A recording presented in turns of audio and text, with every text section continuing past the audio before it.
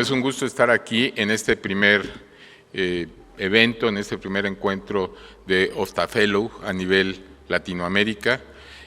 Tuvimos la experiencia hace unos meses aquí en México con nuestros egresados de las diferentes escuelas de todas las especialidades, y creo que esto es un evento que pues, nos llena de satisfacción, de orgullo, y gracias por estar aquí. Voy a hablar sobre este tema, que es un tema que no sé por qué me lo dejaron a mí, pero pues bueno, trataré de hablar un poquito sobre la importancia que es el manejo de las finanzas, sobre todo cuando salimos de la especialidad o incluso de la residencia. Y dentro de este grupo de cuestiones, de conceptos de los que voy a hablar, aquí está realmente el meollo de todo esto, que es la importancia del ahorro, los enemigos de las finanzas, cuáles son los hábitos financieros más importantes, la planeación financiera y la independencia económica. La educación financiera realmente es algo tan importante que en nuestros días, incluso en todas las actividades, no se toma en cuenta como una cuestión realmente de relevancia, y sin embargo esto es algo trascendente en nuestra vida cotidiana. Y para esto es importante considerar dentro de esta educación financiera las competencias de ahorro y la organización económica que nos va a llevar finalmente a una independencia financiera.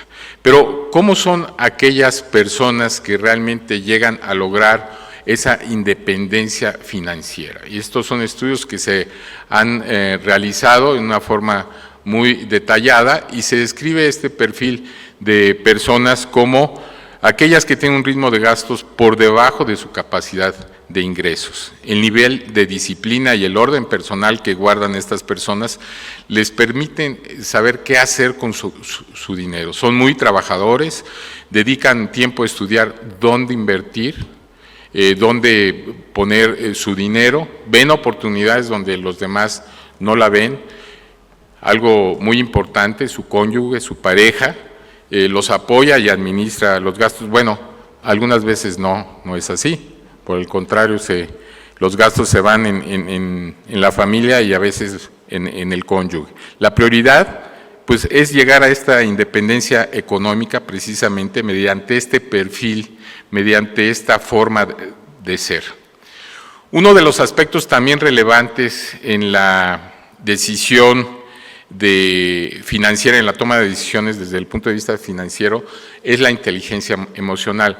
Aun cuando nosotros pensaríamos que esto no es tan relevante, es importante porque en gran medida parte de las decisiones, cualquiera que nosotros tomemos, están dirigidas o están basadas en la cuestión emocional. Yo recuerdo, recién salido de la especialidad, que quería comprarme un auto último modelo, el más bonito que estaba en ese, no como ese que ven ustedes ahí, eso era impensable en esos momentos y aún ahora, pero a veces uno toma esas decisiones pensando en la satisfacción, en el bienestar personal que puede dejarles una compra de ese tipo, pero es necesario considerar racionalmente esa compra. Y en base a eso, tendríamos que decir, no tenemos que ser tan ahorradores, llegando a ser avaros, o tan despilfarradores.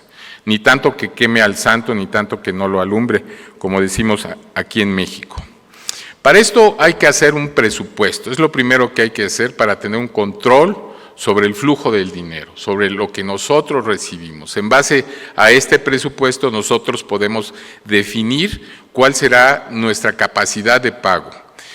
Los gastos mensuales son importantes y el presupuesto tendría que hacerse mensualmente, sobre todo al principio cuando uno inicia con una empresa tan pequeña o tan grande como puede ser con un consultorio o una clínica.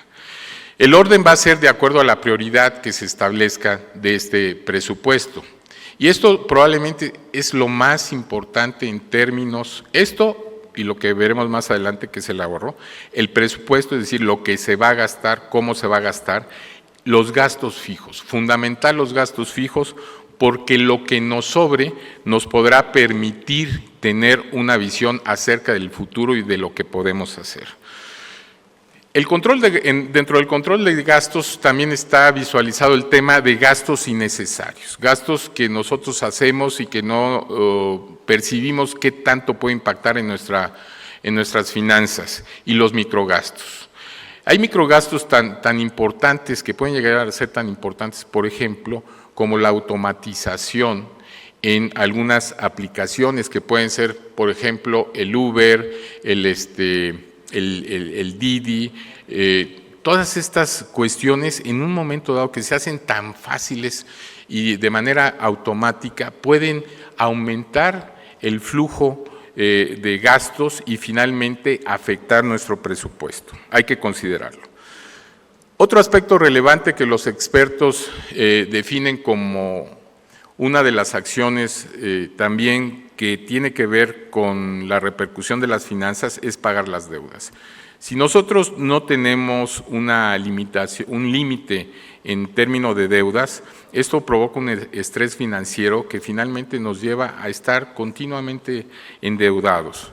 El presupuesto, dentro del presupuesto mensual es necesario hacer un apartado para poder llegar a pagar esas deudas y que finalmente, en un momento dado, al finalizar esto, nosotros podamos generar otros proyectos y discernir si realmente es posible llevar a cabo otras acciones que puedan generar más riqueza.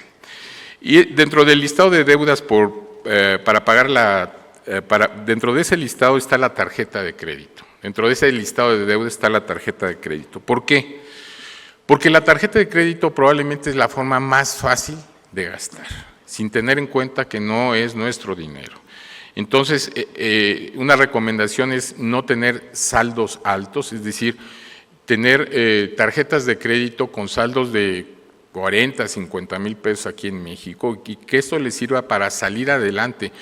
Cuando a uno les da un saldo de hasta 500 mil pesos, uno se siente feliz y se siente dueño de ese dinero, cosa que es totalmente equivocada.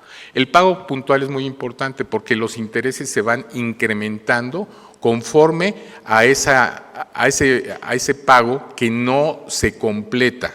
La tarjeta hay que usarla y pagarla completamente. De otra forma, el interés se va acumulando y va siendo cada vez más caro. De una tarjeta de crédito que puede ser de 7, 10% anual, puede llegar incluso a ser de 42, 70%. Entonces, esto es algo que deben de cuidar porque va a impactar negativamente a su bolsillo. Con el menor número de comisiones, aprovecha para pagar y revisa tu capacidad de pago cada mes. El evitar anualidades altas, y es el peor crédito, el de la tarjeta de crédito, si no se utiliza con inteligencia. Un aspecto importante, decía, es el ahorro. Siempre nos dicen, ahorra. Hay un axioma en el cual dice, no ahorres lo que te sobra después de gastar, gasta lo que te sobra después de ahorrar. Y esto lo dice un hombre que es uno de los hombres más ricos del mundo, billonario, Warren Buffett. Guarda este dinero, no el que te sobra para gastar, sino gasta lo que te sobra después de ahorrar. Esto es algo realmente muy importante, el ahorro es fundamental. Personas que tienen un desarrollo económico muy restringido, que tienen pocos ingresos, si guardan algo de lo que finalmente reciben, van al final del tiempo a tener un capital.